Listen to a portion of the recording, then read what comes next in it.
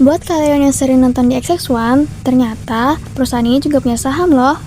Nah, mungkin ada yang belum tahu, CNMA adalah kode saham dari PT Nusantara Sejahtera Raya Tbk, yaitu perusahaan yang mengelola jaringan bioskop Cinema XX1.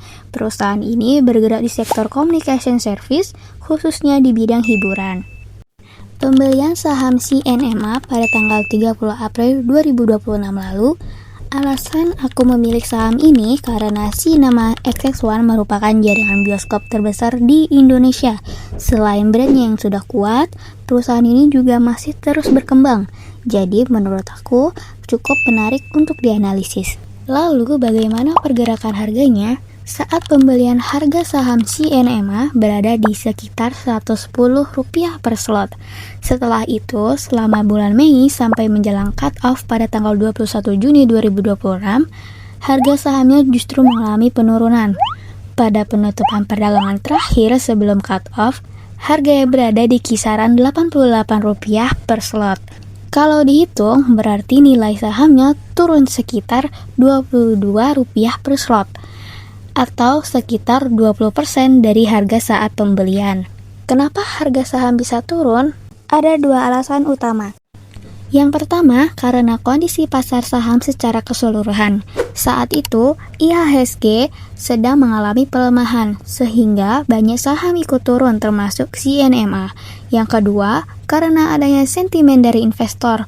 Walaupun kinerja Cinema XX1 masih cukup baik, investor melihat pertumbuhan perusahaan belum terlalu tinggi. Akibatnya, permintaan terhadap saham ini belum cukup kuat untuk mendorong harganya naik.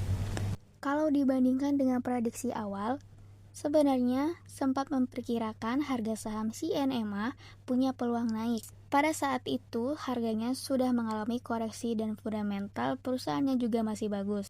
Tapi kenyataannya, sampai tanggal cut-off, harga sahamnya masih melanjutkan tren penurunan. Walaupun begitu, kondisi perusahaannya sendiri masih cukup baik. Cinema XX1 masih menjadi pemimpin pasar bioskop di Indonesia dan bisnisnya tetap berjalan dengan baik.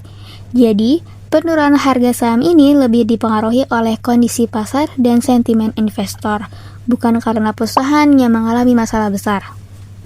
Jadi, dari analisis ini, bahwa kita belajar membeli saham tidak hanya melihat nama perusahaannya saja. Kita juga harus memperhatikan kondisi pasar, sentimen investor, dan melakukan analisis sebelum mengambil keputusan investasi. Karena meskipun fundamental perusahaan bagus, harga saham tetap bisa naik ataupun turun mengikuti kondisi pasar. Itu tadi pembahasan singkat mengenai analisis saham CNMA. Terima kasih sudah menonton.